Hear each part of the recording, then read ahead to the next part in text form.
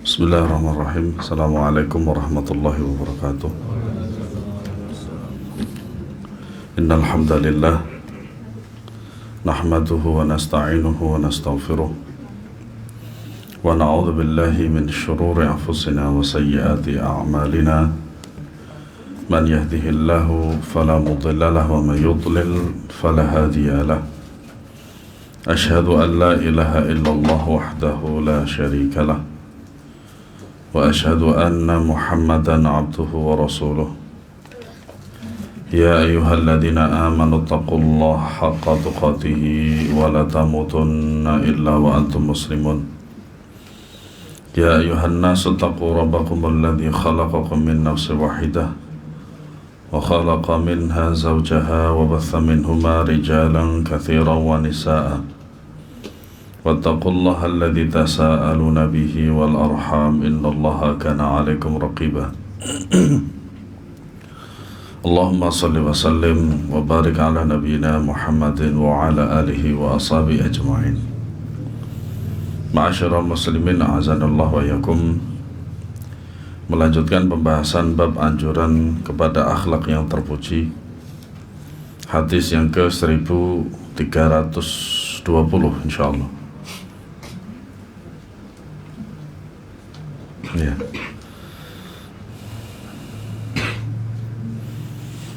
Wa an Abi Hurairah radhiyallahu anhu qala Rasulullah sallallahu alaihi wasallam ma naqasat sadaqatun min malin wa ma zada Allahu 'abdan bi'afwan illa 'izzan wa ma tawadda'a ahadun illa rafa'ahu akhrajahu Muslimun. Dari Abu Hurairah radhiyallahu anhu, dia berkata, Rasulullah sallallahu alaihi wasallam bersabda, sedekah tidak akan mengurangi harta. Tidaklah Allah menambahkan bagi seorang hamba yang suka memaafkan melainkan kemuliaan.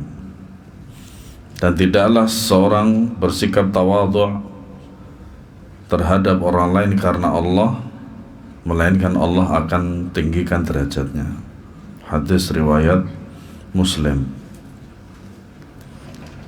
Di dalam hadis ini memuat 3 akhlak mulia.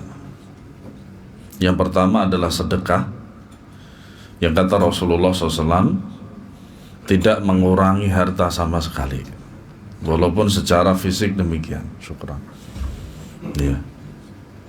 Entah berkurang di dalam dompet maupun di rekening misalkan, secara zahir demikian. Tetapi Rasulullah SAW mengatakan demikian, itu merupakan salah satu kabar gembira bagi orang yang ingin bersedekah. Yang kedua adalah wa ma zadallahu 'abdan bi'afin illa 'izzan, tentang memaafkan seseorang yang telah berbuat salah, zalim. Yang ketiga adalah tawadhu. Dan ini lanjutan daripada hadis sebelumnya tentang tawadhu. Saya kira man tawadhu'a lillah illa rafa'ahu itu hadis tersendiri, artinya tidak dalam satu hadis dengan yang lain. Ternyata dia lanjutan daripada sebuah hadis yang di sini tempatnya. Wa ma tawadha'a ahadun lillah illa rafa'ahu. Sikap tawadhu'. Nah, ini adalah merupakan sifat-sifat yang mulia, sikap-sikap yang mulia yang disabdakan oleh Nabi sallallahu alaihi wasallam. Nah, para ulama rahimahumullah menyebutkan tentang pengertian mana qasad sadaqatan min mal. Sedekah tidak akan mengurangi harta. Mana yang pertama, Allah Subhanahu wa taala memberkahi harta orang yang bersedekah. Sering kita mendengar sedikit tapi berkah. Apalagi jikalau banyak berkah. Kalau saya memberikan uang kepada ibu saya. Dan itu adalah waktu-waktu, ya rahmatullah, pada waktu-waktu yang sempit. Kadang pas gak punya duit, emak pengen, ya sudah saya transfer saja. Ya, alhamdulillah diganti dengan jalan yang tidak disangka. Dan itu sering terjadi. Tapi kalau saya memberikan selain pada emak, itu nggak pernah ada ganti. Alhamdulillah. Bukan mengharap loh ya. Ini cuma cerita saya. Iya. Nah, berarti memang harus di situ. Sedekah saya dalam tanda kutip infak, nafkah saya itu harus ke emak, kan begitu. Gitu. Nah, kadang di antara kita, ya, ketika kita bersedekah, kita menginginkan kembalian. Ya, nah ini yang tidak sahih. Kalau mau beri aja sudah. Tidak perlu apa? Berharap kembali. Ya. Ikhlas lillahi ta'ala. Ya. Selain itu hadis ini juga menganjurkan untuk memaafkan orang yang melakukan keburukan dan tidak malah membalas keburukannya meskipun sebenarnya dibolehkan. Nah, selama dalam membalas itu bisa merubah seorang itu dari kezaliman kepada yang baik, maka silahkan. Silahkan. Ya. Hadis ini juga menunjukkan bahwa sikap tawadhu merupakan sebab memperoleh kemuliaan di dunia serta di akhirat. Ya. Hadis ini karena Nabi SAW menyebutkan secara mutlak. Intinya hadis ini menganjurkan bersedekah, memberi maaf, serta sikap tawadhu. Dan semua ini adalah sikap yang mulia. Hadis selanjutnya, ini hadis tentang salah satu amalan pengantar ke surga. Kita semuanya ingin masuk surga. Yang kata Nabi SAW, ma la ainun ra'at. Ya. Yang tidak bisa dilihat, ya, artinya kita masih hidup di dunia ini tidak bisa melihat surga kecuali surga dunia yang kita menikmati versi masing-masing. Ya, makanya di antara salah satu kebahagiaan itu tidak perlu membandingkan kita dengan yang lain. Ya. Wala udhunun sami'at, dan tidak terdengar sama sekali oleh telinga, yang tidak pernah terdengar sama sekali oleh telinga. Ya. Wala khatara ala qalbil bashar, dan tidak terbetik satupun di benak seorang manusia. Karena apa? Kadang cerita pun kita tidak bisa membayangkan yang namanya surga.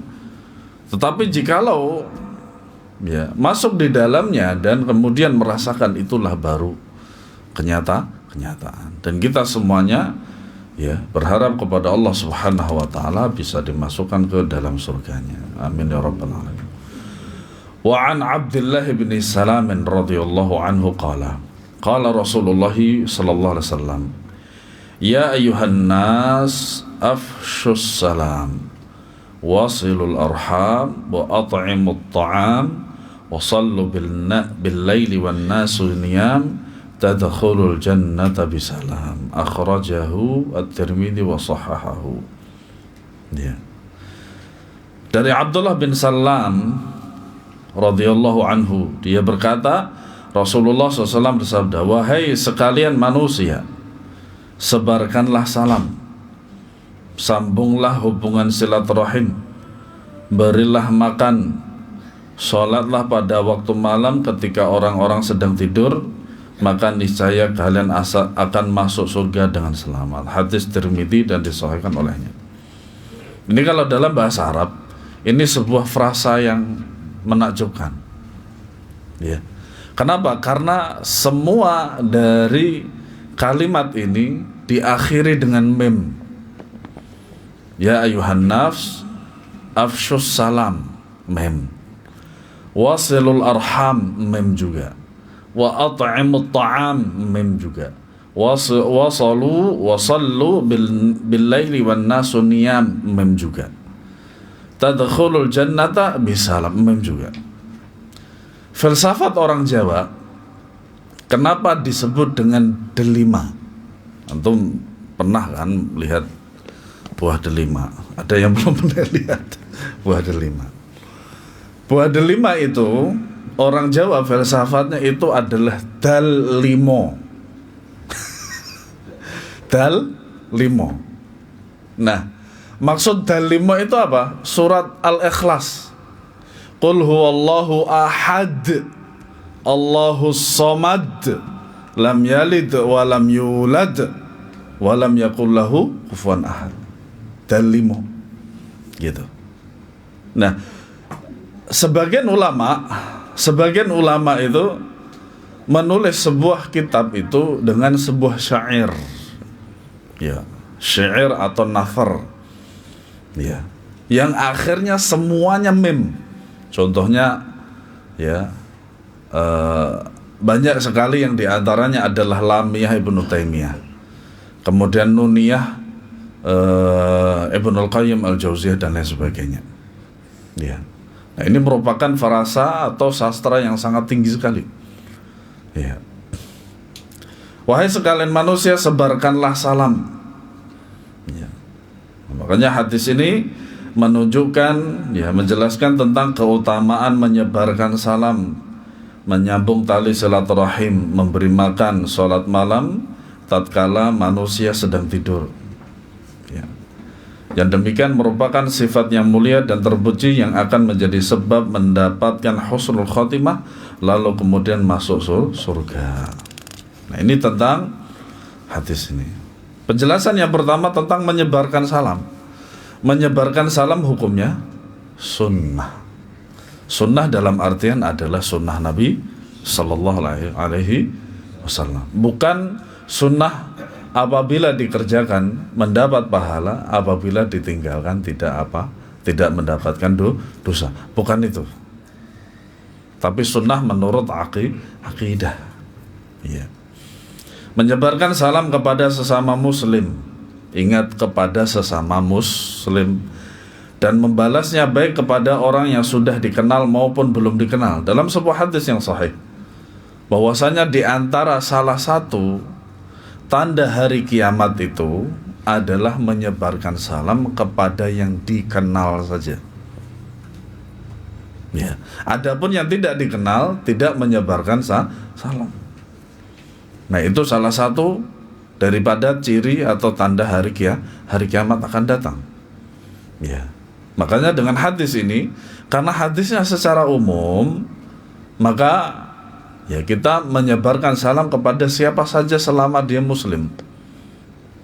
Bahkan pun sekiranya kalau secara zahir dia pakaiannya pakaian muslim. Ya. Contoh, orang-orang Syiah, ya, itu kenapa bisa masuk Masjidil Haram? Karena KTP-nya muslim. KTP-nya muslim. Karena memang begitu. Manusia hanya bisa melihat secara zahir. Beberapa tahun yang lalu sebelum corona, ada kehebohan di Malaysia. Apa itu? Seorang waria, seorang banji, dia masuk ke Masjidil Haram dengan memakai baju perempuan, pakai gamis warna hitam dan seterusnya. Akhirnya di Malaysia heboh. Saudi enggak. Kenapa enggak? Karena hanya melihat zahir. Itu. Kemudian beberapa bulan yang lalu juga di Malaysia itu heboh juga. Apa? Seorang perempuan, dia berumroh, tawaf, memakai bajunya laki-laki. Apa itu namanya? 2 baju laki-laki, 2 selendang, 2 kain itu. Karena apa? Karena zahirnya dia itu seperti laki-laki, wajahnya nggak kelihatan dia perempuan. Kemudian juga potongan rambutnya potongan laki-laki gitu loh.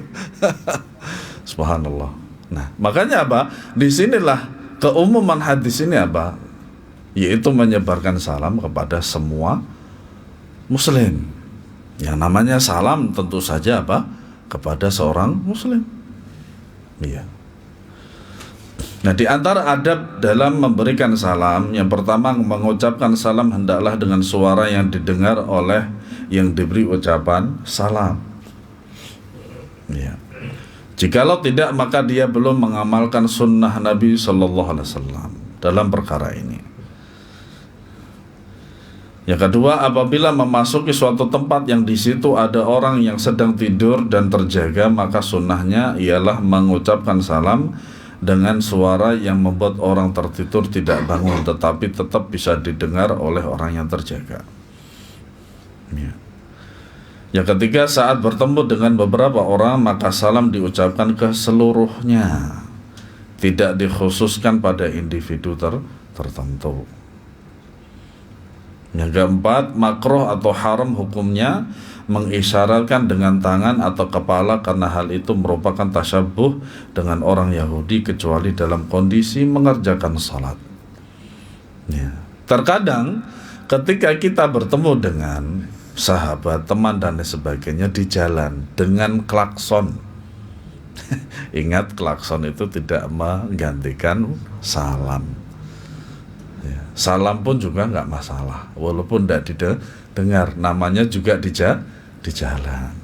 Nah, kemudian menyambung tali silaturahim. Bentuk menyambung tali silaturahim ini dikembalikan kepada urf, kebiasaan. Makanya sebenarnya yang sempat ramai juga tentang Idul Fitri, mudik, pulang kampung dan lain sebagainya, secara syariat tidak ada, tapi ini secara kebiasaan dan itu tidak melanggar dan tidak merubah yang namanya syariat, tidak masalah. Apa masalahnya? Karena memang momennya demikian, kan begitu. Ya, sama kayak di Saudi juga sama, kebiasaan demikian. Ya, orang Saudi ketika Idul Fitri mereka libur 1 hari itu, atau bahkan 3 hari libur. Gitu. Nah, kemudian mereka saling bersilaturahim, walaupun sebenarnya biasanya di antara kebiasaan orang-orang Saudi itu weekend itu pasti berziarah, gitu, dan seterusnya. Maka itu tidak masalah. Al-'adatu muhakkamah, kebiasaan adat itu bisa menjadi hukum selama dia tidak merubah syariat atau menggantikan syariat. Ya. Pasalnya hadis di atas tidak membatasinya secara khusus, dan apabila ia dikembalikan urf, maka penyambungan silaturahim ini bisa berbeda-beda antara satu kerabat dengan kerabat yang lainnya. Kemudian memberi makan. Lahiriah hadis tersebut menunjukkan keumuman, yakni meliputi siapa saja yang harus dinafkahi, yaitu anak, istri, dan keluarga. Adapun yang harus diberikan makan, meskipun menurut kebiasaan tidak lazim, misalnya memberi sedekah kepada orang yang meminta makanan dan yang lainnya. Jika maknanya umum, maka perintah memberi makan dibawa ke makna melakukan sesuatu yang lebih utama. Jika dibandingkan meninggalkannya, maka agar perintah tersebut mencakup memberi makan yang sifatnya wajib dan yang sifatnya anjuran. Kemudian mengerjakan sholat malam. Yang paling utama adalah pada akhir malam, tatkala Allah Subhanahu wa ta'ala turun ke langit dunia untuk mengabulkan orang yang berdoa dan juga memberi sesuatu kepada orang yang meminta. Nah, ini makanya biasanya pertiga malam itu jam 3. Karena subuh kita kan jam 4.40 ya, atau sekitar itu. Ya, jam segitu ya. Hadis selanjutnya, wa an Tamim ad-Dari radhiyallahu anhu qala an-nabiy sallallahu alaihi wasallam ad-dinu an-nasihah thalathan. Qulna liman ya Rasulullah? Qala lillahi wa li kitabihi wa li a'immatil muslim wa li rasulihi wa li a'immatil muslimina wa 'ammatihim, akhrajahu Muslimun.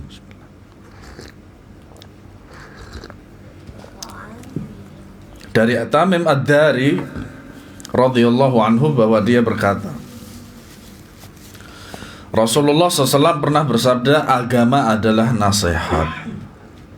Makanya orang yang beragama itu senantiasa menerima nasihat, selama nasihat tersebut disampaikan dengan cara yang baik.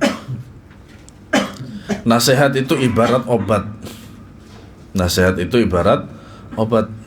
Yang mana yang memberi obat itu tahu akan penyakit dari orang yang diberi obat.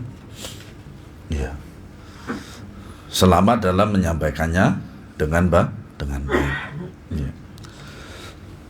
Dan beliau melafadzkannya sebanyak 3 kali. Di dalam riwayat lain beliau mengulang-ulang itu, ad-dinu an-nasihah, ad-dinu an-nasihah, ad-dinu an-nasihah. Kami pun bertanya, yaitu para sahabat, untuk siapa wahai Rasulullah? Beliau menjawab, untuk Allah, kitabnya, rasulnya, serta para penguasa dan segenap kaum muslimin. Ya, artinya apa? Ini nasihat mencakup seluruhnya. Ya. Bahkan secara zahir lafaz tersebut kepada Allah, yang bukan berarti bahwasanya Allah butuh nasihat, enggak. Ya. Makanya ya, nasihat untuk Allah adalah maksudnya mentauhidkannya serta melakukan ibadah hanya untuknya.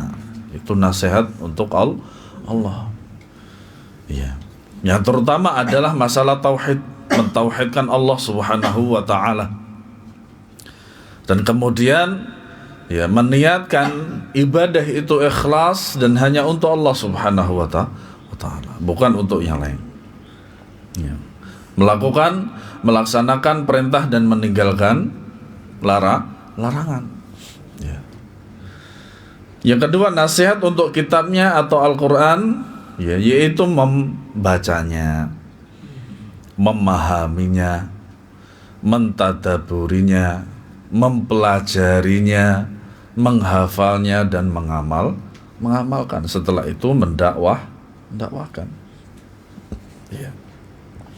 Adapun ya, nasihat untuk Rasulullah SAW yaitu mentaati segala perintahnya, mengikuti sunnahnya, ya, mengamalkan apa-apa yang disampaikan oleh beliau SAW, menjadikan beliau sebagai teladan. Laqad kana lakum fi Rasulillahi uswatun hasanah.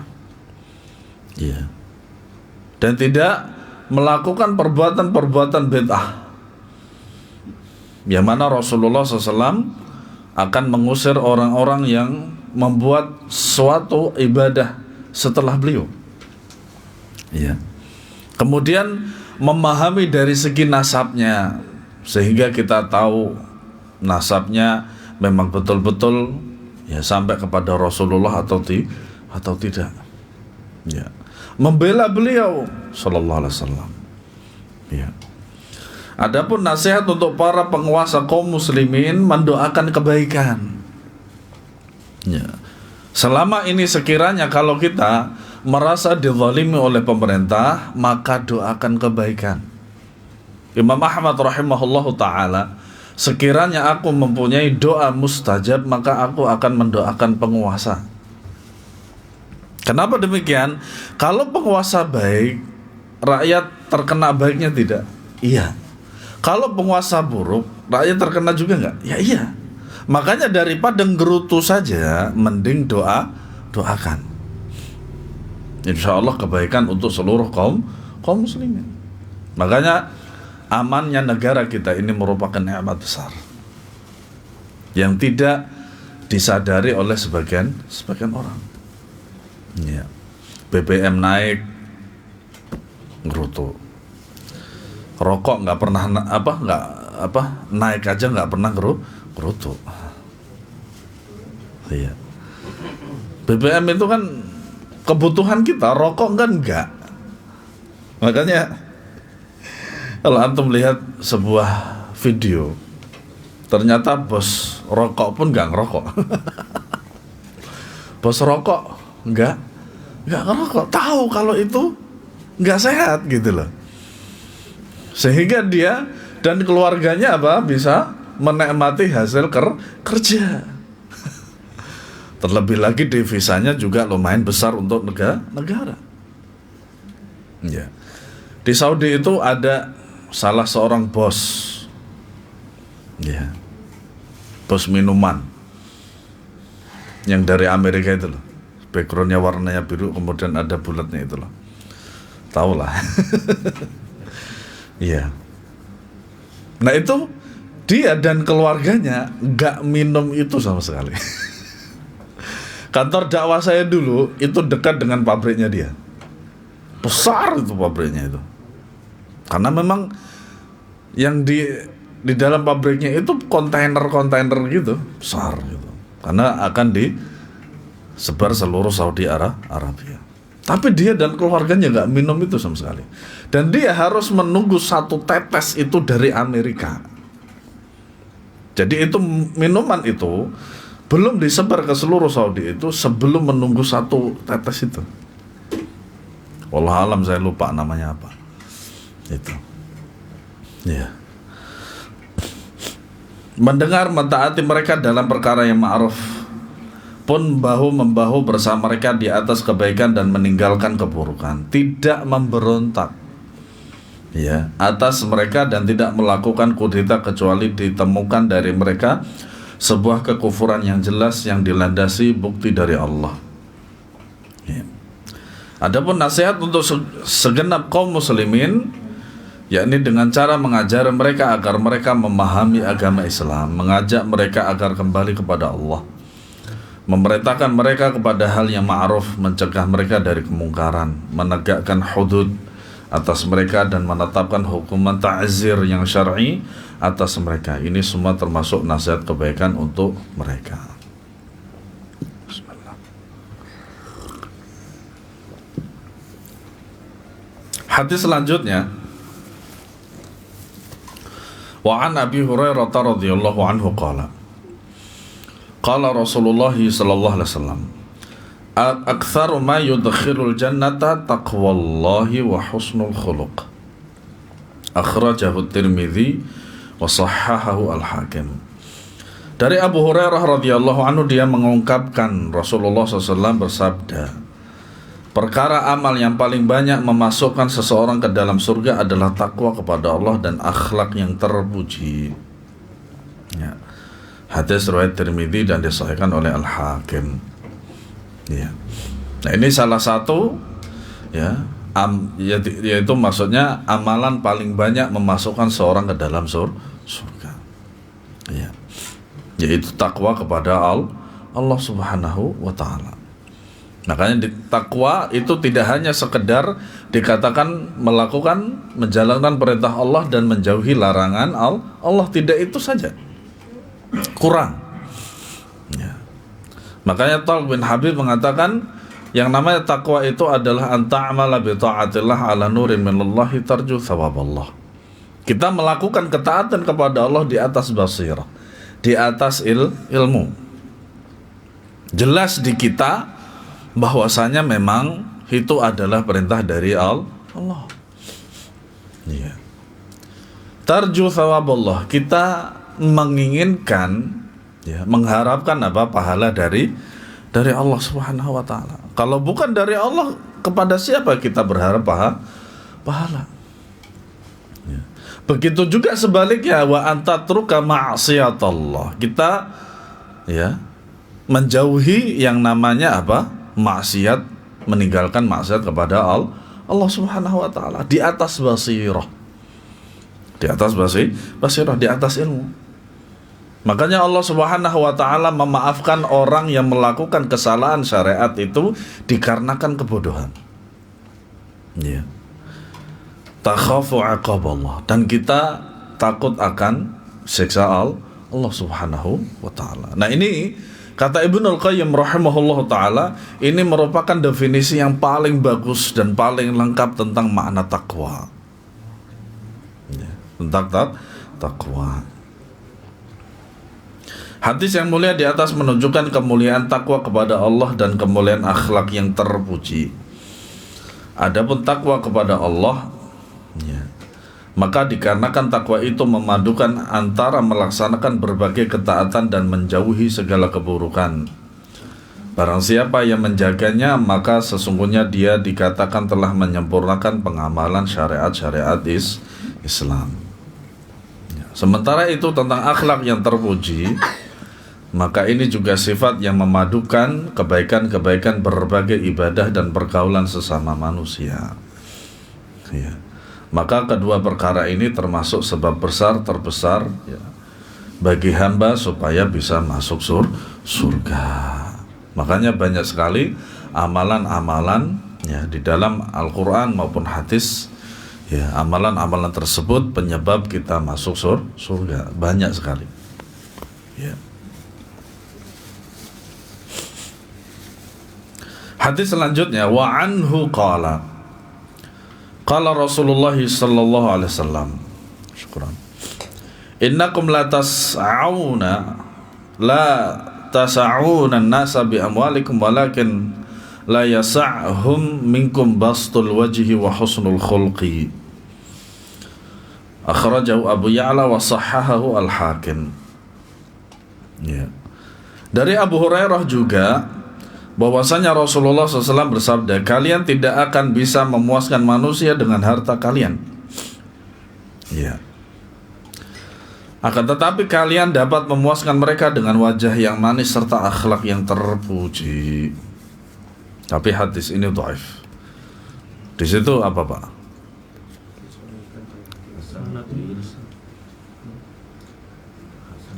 Hasan li ghairihi.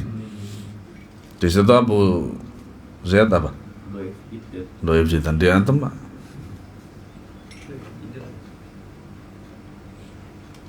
Dhaif juga enggak?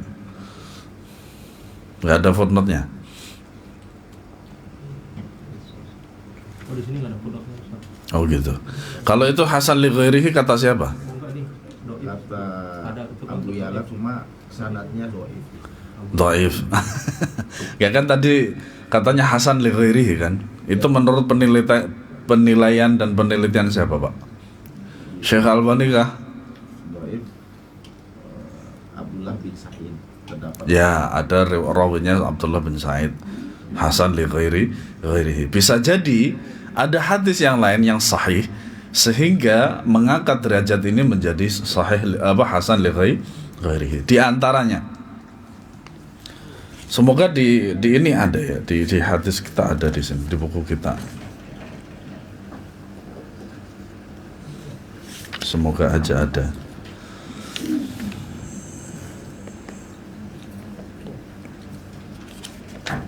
Oh, enggak ada.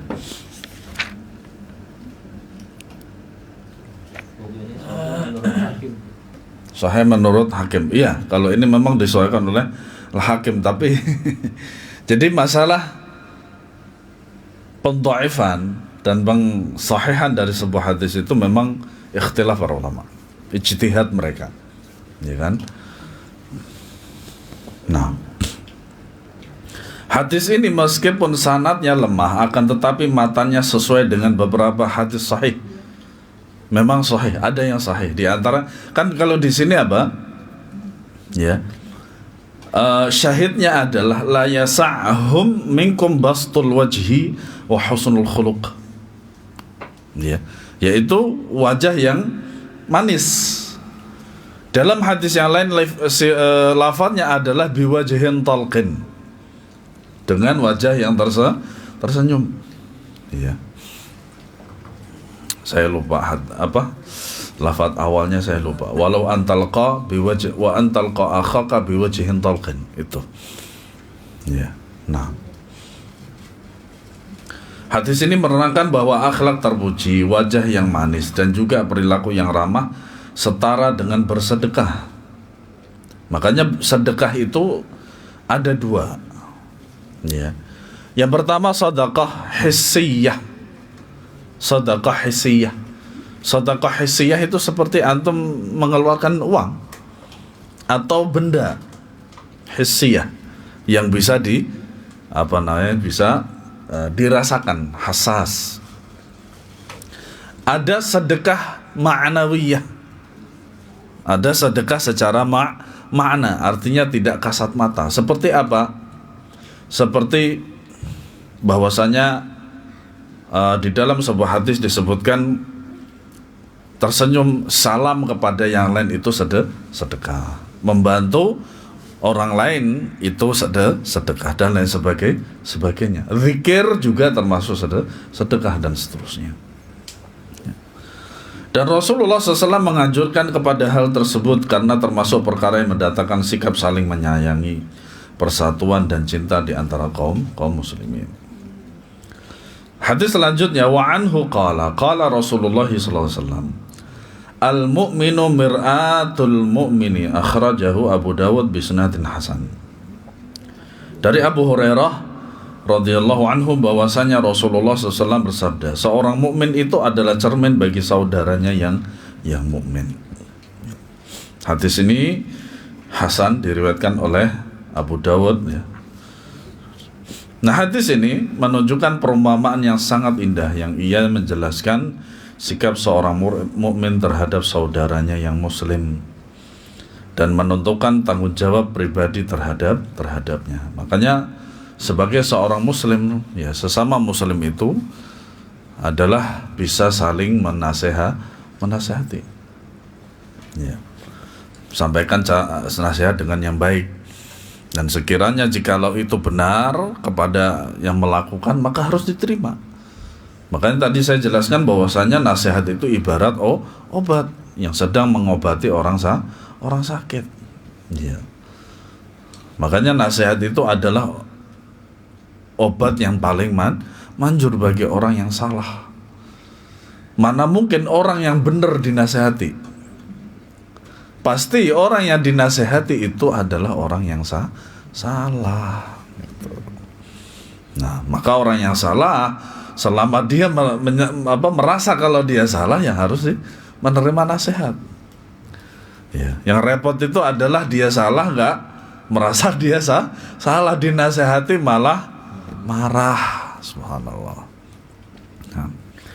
Hadis selanjutnya, wa an Ibnu Umar radhiyallahu anhu maqala.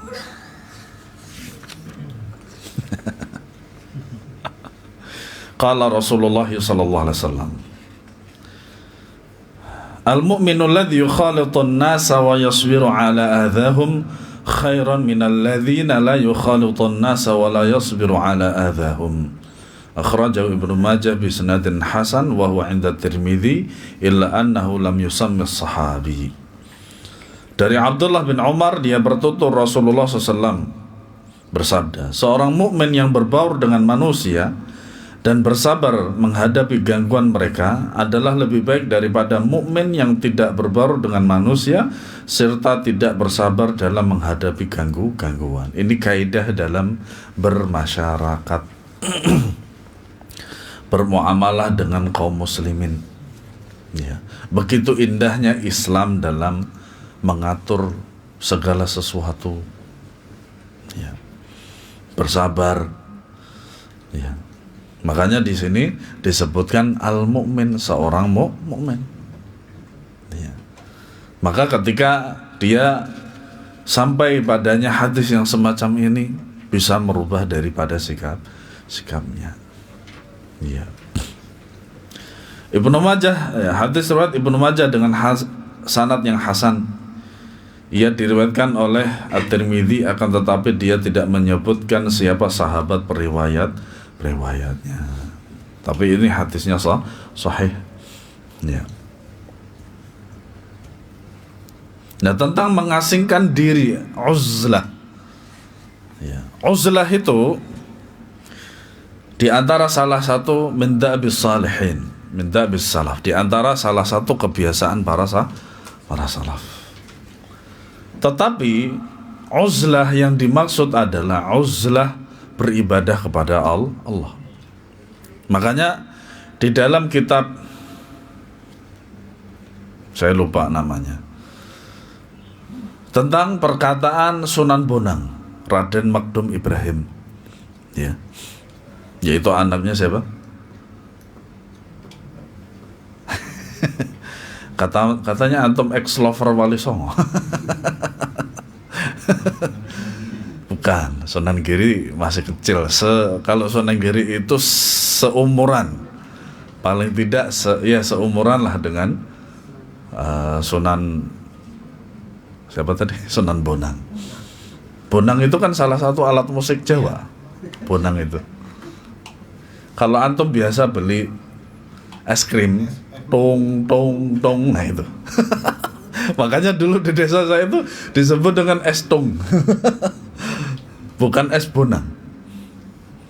Dia adalah salah satu anaknya Sunan Ampel dari istri pertama. Itu. Makanya orang-orang yang mengikuti Wali Songo itu ternyata nggak konsekuen juga. Nggak konsekuen masalah poligami masalahnya. Malah, iya Sunan Ampel itu beliau rahimahullahu ta'ala dalam sehari bukan Sunan Giri dan itu Sunan Giri Maulana Ainul Yakin atau Raden Paku itu dalam sehari nikah 2 kali loh. Yang pertama nikah dengan anaknya Sunan Ampel, yang kedua nikah dengan anaknya Ki Ageng Bungkul. Makanya kalau antum ke Surabaya kan ada Taman Bungkul Surabaya. Itu. Paginya dengan anaknya Sunan Ampel, sorenya dengan anaknya Ki Ageng Bungkul. Itu Sunan Giri. Makanya beliau Sunan Giri itu makamnya di Gresik. Itu. Sunan Bonang mengatakan bahwasanya bertapa yang sahih itu di masjid, sholat malam, berzikir, baca Al-Quran, itu yang sahih menurut beliau. Makanya di antara seluruh Wali Songo itu sebagian mereka masih putih, makanya disebut dengan kaum santri putihan. Kemudian santri abangan. Santri putihan itu seperti Sunan Ampel, Sunan Bonang, Maulana Sunan Giri, kemudian Sunan Gresik, Maulana saya lupa namanya, Malik Ibrahim, atau yang disebut dengan kakek bantal. Itu. Seperti itu. Ya, mereka putihan. Kenapa disebut dengan kaum putihan? Karena mereka tidak menerima bid'ah sama sekali. Kalau antum perhatikan, itu. Tapi ajibnya orang-orang setelahnya itu betul-betul mengagungkan mereka. Yang bisa jadi nanti di yaumul qiyamah, di akhirat kelak mereka tidak mau membela mereka. Nah, uzlah yang sahih seperti itu. Ya. Bukan berarti uzlah itu betul-betul 100% meninggalkan muamalah dengan manusia. Tidak, sama sekali tidak. Makanya Rasulullah SAW dalam hadis ini mewanti-wanti kita dan memberikan warning kepada kita bahwasanya apa? Ketika kita bermuamalah dengan manusia dan bersabar, itu lebih baik. Itu lebih baik. Gitu. Kemudian hadis yang selanjutnya, hadis terakhir dari bab ini, wa 'an Ibnu Mas'ud radhiyallahu anhu qala Rasulullah sallallahu alaihi wasallam, Allahumma ahsanta khalqi fahassin khuluqi. Dari Abdullah bin Mas'ud radhiyallahu anhu dia berkata, Rasulullah sallallahu alaihi wasallam bersabda, ya Allah, engkau telah mengelokkan badanku, maka dari itu elokkan perangaiku, akhlakku. Hadis riwayat Ahmad dan disahihkan oleh Ibnu Hibban. Hadis ini memotivasi seorang muslim supaya memohon kepada Allah agar dianugerahi perangai yang baik, yakni perangai baik kepada Allah dan kepada para hambanya. Jadi hablum minallah, hablum minan nas, terjalin dengan baik. Ya. Berbagai perangai baik kepada Allah yaitu bersikap ridha dengan semua hukumnya, baik yang syar'i maupun yang qadari. Menerimanya dengan kelapangan hati, tidak berkeluh kesah, tidak suka bersedih, tidak berduka, senantiasa memuji Allah serta bersyukur atas musibah yang diberikannya dan atas nikmatnya baik secara diam-diam maupun terang-terangan.